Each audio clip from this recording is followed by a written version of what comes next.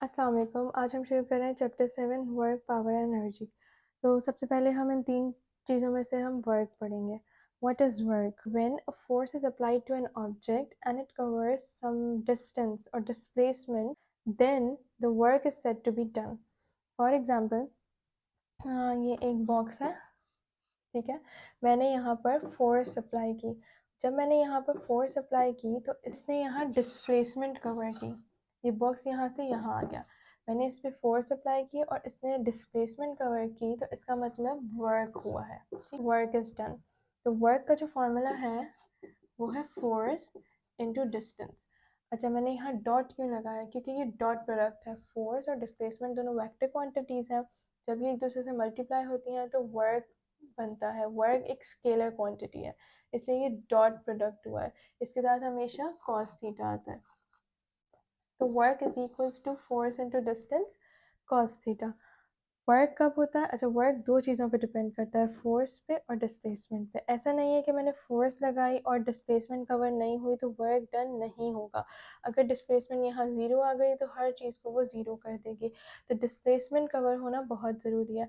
अगर मैंने ये जो बॉक्स है इसको मैंने ऊपर उठा लिया, अगर मैंने इसको ऊपर उठा लिया तो वर्क डन नहीं हुआ है। मैंने फोर्स यूँ लगाई है लेकिन इसने कोई हॉरिजॉन्टल डिस्प्लेसमेंट कवर नहीं की है, ठीक है।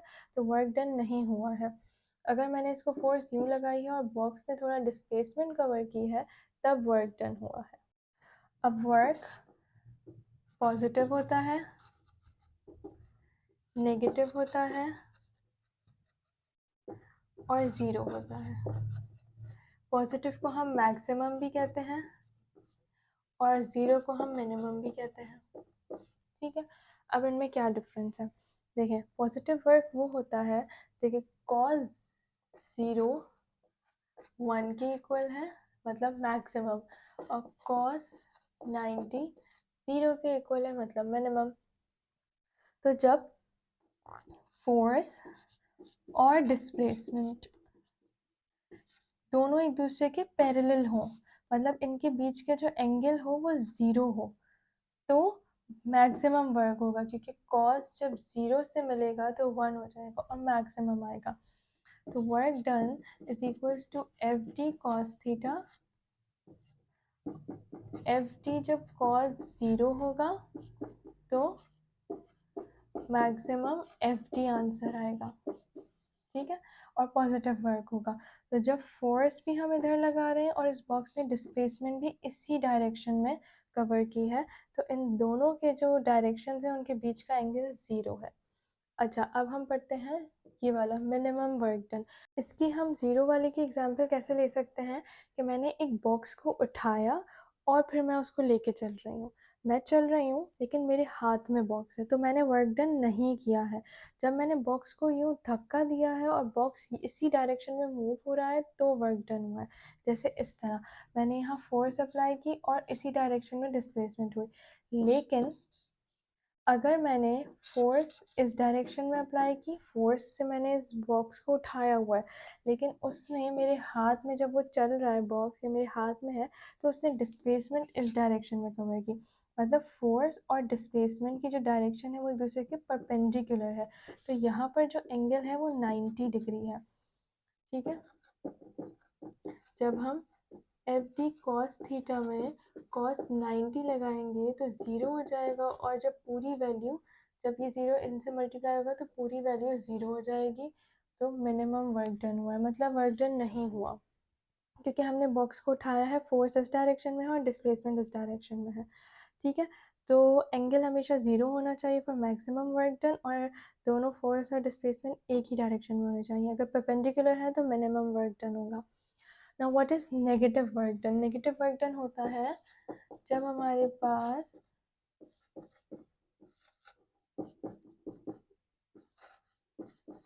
180 डिग्री हो, कि फोर्स मैं यहाँ लगा रही हूँ और डिस्प्लेसमेंट यहाँ कवर हो रहा है, दोनों ऑपोजिट डायरेक्शंस में हो।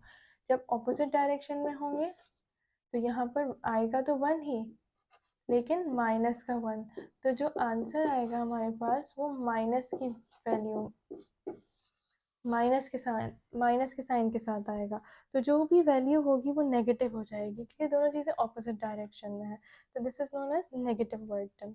वर्क का जो फॉर्मूला होता है वो फोर्स इनटू डिस्टेंस होता है, तो इसका जो यूनिट होगा वो न्यूटन मीटर हो जाएगा, या फिर हम जूल भी यूज़ करते हैं। यूजुअली हम ज़्यादातर वर्क का जो यूनिट है वो जूल यूज़ करते हैं। Now let's discuss what is power.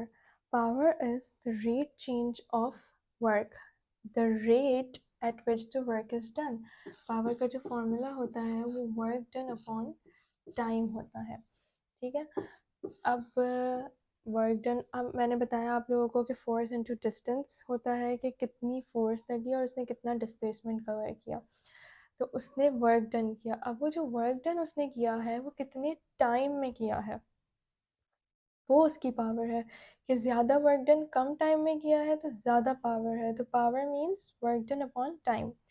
अब अगर मैं इसको वर्क डन का, क्योंकि फॉर्मूला होता है फोर्स इनटू डिस्टेंस, तो अगर मैं force into distance upon time करूँ तो डिस्टेंस अपॉन टाइम क्या होता है, वेलोसिटी। तो ये जो चीज़ है ये वेलोसिटी बन जाएगी। तो पावर का एक और जो फॉर्मूला है वो फोर्स इनटू वेलोसिटी भी है। पावर का जो यूनिट होता है वो जूल पर सेकंड भी होता है, और जो हम यूजुअली इसका यूनिट लिखते हैं वो लिखते हैं हम वॉट। जैसे हम वर्क डन का जूल लेते हैं ना, इस तरह हम पावर का जो यूनिट यूजुअली लेते हैं वो लेते हैं वॉट। पावर का एक यूनिट हॉर्स पावर भी है, ये पावर का यूनिट है। तो 1 horsepower is equals to 746 watt. Now, what is energy? Energy is the capacity to do work. If a body has more energy, it can do more work. If it has less energy, it can do less work. बहुत सारी types of energy होती हैं, heat energy, mechanical energy, electrical energy, solar energy, बहुत सारी different types होती हैं, लेकिन हम यहाँ पर दो types of energies पढ़ेंगे। एक kinetic energy और दूसरी potential energy. Kinetic energy is the energy by virtue of its motion, ठीक है। And potential energy is the energy possessed by a body by the virtue of its position, ठीक है। जब एक बॉडी मूव कर रही है, मोशन में है, तब उसके अंदर जो एनर्जी है वो है काइनेटिक एनर्जी। और जब एक बॉडी स्टैटिक पोजीशन में है, रेस्ट में है, रुकी हुई है, तब उसके अंदर जो एनर्जी है वो है potential energy. Now let's derive kinetic energy. अच्छा, अब कब कहीं पे भी प्रॉब्लम आए या कुछ भी आए तो work done is equals to kinetic energy और पोटेंशियल एनर्जी। इन वर्क डन की जगह हम काइनेटिक एनर्जी और पोटेंशियल एनर्जी ले सकते हैं, एक ही बात है, ठीक है।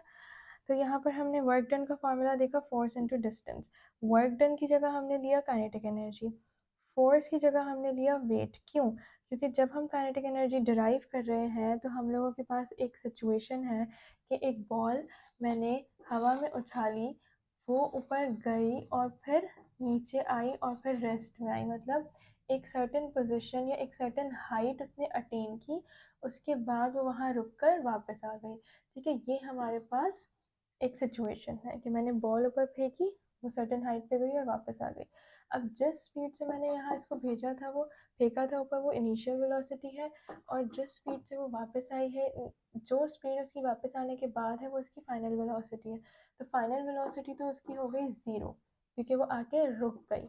इनिशियल वेलोसिटी वो है जिससे मैंने उसे फेंका था, तो वो है कुछ, लेकिन फाइनल हो गई ज़ीरो। कुछ ना कुछ इसकी हाइट है, ठीक है, जितनी भी उस ऊपर गई है वो उसकी हाइट है।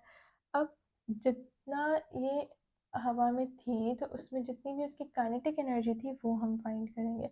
अच्छा, हमने फोर्स को वेट क्यों लिया? वेट इसलिए लिया क्योंकि जब ये ऊपर गई तो वो रुक गई। क्यों रुकी और वो क्यों वापस आई? क्योंकि उसके वेट की वजह से वो वापस आई। उसके अंदर वेट में जो ग्रेविटी थी, जो फोर्स ऑफ ग्रेविटी थी, जो उसको वेट की वजह से जो फोर्स ऑफ ग्रेविटी उसको नीचे खींच रही थी टूवर्ड्स अर्थ, इस वजह से वो वापस आई। तो इसलिए हम यहाँ फोर्स नहीं लेंगे, फोर्स की जगह हम वेट लेंगे, और वेट का फॉर्मूला है mg।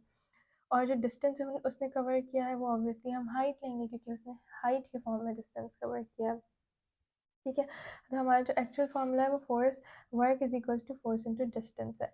अच्छा, हमने जब work is equal to force into distance किया तो फोर्स की जगह हमने mg लिख लिया और डिस्टेंस की जगह हमने हाइट लगा लिया। अब हमें हाइट इस फॉर्मूला से निकालनी है।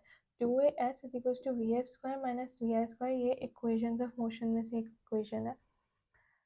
अच्छा, क्यों? क्योंकि ये अवे फ्रॉम द ग्रेविटी जा रही थी तो हम माइनस जी लेंगे। तो हमने यहाँ 2 रखा, ए हमारा जी बन गया, एस जो डिस्टेंस है वो हमारा हाइट बन गया, और माइनस जी क्यों हुआ? क्योंकि वो अवे फ्रॉम द ग्रेविटी जा रही है। वी एफ फाइनल वेलोसिटी हमारी 0 हो गई, वी आई है हमारे पास। अच्छा, ये माइनस का था और ये माइनस का था, माइनस माइनस कैंसिल हुए, 2gh is equal to v square हो गया। h यहीं रखा, 2g नीचे चला गया, h is equal to v square upon 2g। ये हो गई हाइट का फॉर्मूला। ये हमने यहाँ पर हाइट की जगह रखा वी स्क्वायर अपॉन 2g, और एम जी यहाँ था, जी से जी कैंसिल हो गया। अब क्या बचा? एम वी स्क्वायर अपॉन 2, या इसको हम ऐसे भी लिख सकते हैं हाफ एम वी स्क्वायर। तो काइनेटिक एनर्जी का जो फॉर्मूला बन गया वो हाफ एम वी स्क्वायर बन गया। इसके थ्रू हम काइनेटिक एनर्जी की प्रॉब्लम सॉल्व करते हैं। काइनेटिक एनर्जी का तो फॉर्मूला हो गया हाफ एम वी स्क्वायर। जो पोटेंशियल एनर्जी होती है उसका जो फॉर्मूला होता है वो होता है m g h. mgh is the formula of potential energy। अच्छा, अब एक लॉ होता है law of conservation of energy. उसका मतलब वही है कि energy can neither be created nor be destroyed but it can change from one form to another. तो काइनेटिक एनर्जी पोटेंशियल में चेंज हो जाती है और पोटेंशियल काइनेटिक में चेंज हो जाती है ड्यूरिंग द मोशन, बट वो लॉस नहीं होती। या इससे हम इंटर कन्वर्जन ऑफ एनर्जीज भी कह सकते हैं कि जब काइनेटिक एनर्जी लॉस होगी तो वो गेन होगी। गेन, जो लॉस ऑफ पोटेंशियल एनर्जी होगा वो गेन ऑफ काइनेटिक एनर्जी होगा, और जो लॉस ऑफ काइनेटिक एनर्जी होगा वो गेन ऑफ पोटेंशियल एनर्जी होगा। ठीक है, अब इसकी हम एक एग्जांपल लेते हैं। फॉर एग्जांपल, ये जो बॉल है ये मैंने ऊपर फेंकी, ये सर्टेन हाइट इसने अटेन की और फिर ये बॉल दोबारा नीचे आ गई। ठीक है, अब आप देखें ये किस तरह से एक दूसरे में चेंज हो रहे हैं।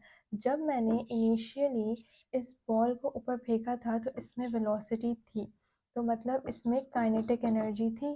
ठीक है, ये अभी यहाँ पर जो बॉल है, इसकी बॉल जब ऊपर जा रही है तो इसमें काइनेटिक एनर्जी, लेकिन आहिस्ता आहिस्ता उसकी काइनेटिक एनर्जी कम होती जा रही है। यहाँ पर आते ही उसकी काइनेटिक एनर्जी बिल्कुल ज़ीरो हो गई, और यहाँ पर उसकी क्या हो गई प्रोड्यूस? Potential energy. जितनी भी काइनेटिक एनर्जी थी वो कन्वर्ट हो गई पोटेंशियल एनर्जी में। तो यहाँ पोटेंशियल काइनेटिक एनर्जी मैक्सिमम है, पोटेंशियल एनर्जी मिनिमम है। यहाँ ऊपर जाके जब बॉल रुकेगी तब पोटेंशियल एनर्जी मैक्सिमम हो जाएगी और काइनेटिक एनर्जी ज़ीरो हो जाएगी, कन्वर्ट हो गई। फिर बॉल रुकने के बाद दोबारा नीचे आएगी, जब वो दोबारा नीचे आ रही होगी तो फिर पोटेंशियल एनर्जी मिनिमम कम होती रहेगी और काइनेटिक एनर्जी बढ़ती रहेगी। ठीक है, अब इसके अंदर बॉल के पास काइनेटिक एनर्जी है।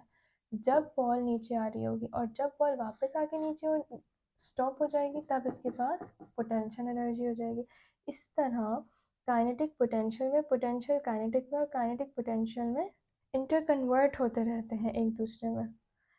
तो इसे कहते हैं law of conservation of energy, of potential energy and kinetic energy.